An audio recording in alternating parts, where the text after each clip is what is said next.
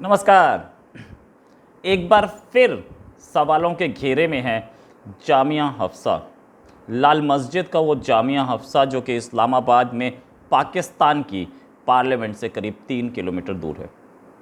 इस बार उधर लगा दिए गए हैं तालिबान के झंडे, और तालिबान झंडे के बाद वहाँ के जो मौलाना है, मौलाना अब्दुल अज़ीज़, उन्होंने धमकी दी है कि जिसकी हिम्मत हो आके ये झंडे उतार ले। पुलिस पहुंच गई है अपनी AK-47 और अपनी रिवॉल्वर्स के साथ, लेकिन अभी तक किसी की हिम्मत नहीं हुई कि अंदर घुस के निकाल पाए। ये वही मौलाना अब्दुल अज़ीज़ हैं जिन्होंने 2007 में बगावत की थी पाकिस्तान की सरकार से, और उस बगावत में एक आर्मी ऑपरेशन हुआ था, कई हफ्ते तक गोलियां चली थी, और मौलाना अब्दुल अज़ीज़ जो हैं वो महिलाओं का बुर्का पहन के लाल मस्जिद से भाग गए थे। उनकी माँ, उनका भाई उस ऑपरेशन में मारे गए थे। लेकिन उसके बाद ये जो लाल मस्जिद के जो फॉलोअर्स थे, जो कि खैबर पख्तूनख्वा इलाके में बॉर्डर एरिया में रहते थे और अफ़गानिस्तान के साइड में रहते थे, उन्होंने पाकिस्तान में बहुत गड़बड़ फैलाई थी, बड़ा रेजिस्टेंस दिखाया था, वायलेंस हुई थी और पाकिस्तान की सरकार को मामला संभालना मुश्किल हो गया था। इस बार पाकिस्तान की सरकार ऐसा कुछ करने जा रही है, मुझे नहीं लगता। बातचीत चल रही है और मौलाना अब्दुल अज़ीज़ जो हैं बिल्कुल अड़े हुए हैं अपनी बात पे कि ये झंडे नहीं हटेंगे। सरकार बोल रही है कि तालिबान के झंडे हटाइए, लेकिन वो बिल्कुल हिलने के मूड में नहीं है अपनी बात से। उन्होंने धमकी दी है सरकार को कि हिम्मत हो तो आके हटा लो। यहाँ तक पुलिस वालों को बोला कि बच्चियाँ दिख रही है तुम्हें, या तुम ये सब छोड़ करके और दूसरी नौकरी ढूंढ लो, ये तुम्हारे बस का काम नहीं है। मौलाना अब्दुल अज़ीज़ ये जो हैं तालिबान के समर्थक माने जाते हैं, और उन्होंने तालिबान का झंडा पाकिस्तान में बुलंद करने की कई बार कोशिश की है। इससे पहले भी सरकार के ख़िलाफ़ बगावत करते रहे हैं, लेकिन सरकार को बड़ा खामियाजा भुगतना पड़ा। इसलिए इस बार सरकार कोई भी स्टेप नहीं उठा रही है। बस पुलिस ने घेर रखा है और अभी 3-4 घंटे हो चुके हैं, झंडा हटा नहीं है। और इनफैक्ट इमरान खान सरकार की उनसे बातचीत चल रही है, बहुत रिक्वेस्ट की जा रही है कि हटा लीजिए प्लीज़। पाकिस्तान सरकार इस्लामाबाद में, अपने ही शहर की कैपिटल में, कोई काम नहीं कर पा रही।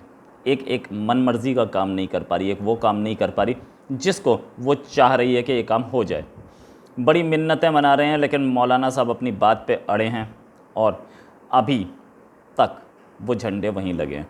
उन्होंने बच्चियों को ये जो हफ्सा है, जामिया हफ्सा है, ये लड़कियों का हॉस्टल है और लड़कियां इसमें पढ़ती हैं और लड़कियों ने लगा रखे हैं। मौलाना अब्दुल अज़ीज़ जो है वो लड़कियों के पीछे खड़े होकर के गेम खेल रहे हैं, और लड़कियों को भी भड़काने में उनका एक बड़ा योगदान है। लड़के तो पहले ही वो भड़काते रहते थे कई बार, इस बार लड़कियां भड़का दी हैं, और पाकिस्तान सरकार सोच रही है कि लड़कियों से कैसे डील किया जाए। तो ये सूरत हाल इस हफ्सा की, यानी कि जामिया हफ्सा की, पाकिस्तान सरकार के गले की हड्डी बन गया। वैसे कहते हैं ना, जो बोओगे वही पाओगे। अगर आपने बबूल का पेड़ बोया है तो आम कहाँ से मिलेंगे। पहले आपने तालिबान को सिर पे चढ़ाया और तालिबान को इतना सपोर्ट किया, तो आज आपके अपने कंट्री में तालिबान के झंडे लहराते हैं, और आज तो इस्लामाबाद में फहरा दिया गया, और आपकी हिम्मत नहीं कि आप उसे हटा दें। हटाना चाहते हैं, हटा नहीं पा रहे हैं। और मौलाना साहब एक AK-47 लेके बैठे हैं कि जो आएगा देखता हूँ कौन हटाता है। वहाँ गोली चलाने की हिम्मत तो नहीं है, क्योंकि इमरान खान को पता है कि जैसे ही गोली चली उनका वजूद मिट जाएगा। पूरे देश में उनके बहुत फॉलोअर्स हैं, और इस फॉलोअर्स के बिना पे, इस फॉलोअर्स के बेसिस पे वो अपनी बगावत को अंजाम दे रहे हैं। वो बदला ले रहे हैं 2007 का, जब सरकार ने उनको बजाया था, और ऐसा बजाया था कि वो उसके बाद उठ नहीं पाए। इनफैक्ट उनके खिलाफ़ 2016 में भी केसेस थे जिसमें उन्हें बेल दी गई थी, 2 अलग अलग केसेस में। लेकिन मौलाना साहब अब की बार हिलने के मूड में नहीं है। मौलाना साहब अब की बार पाकिस्तान सरकार को झुकाने के मूड में, और पाकिस्तान सरकार झुकती भी दिख रही है।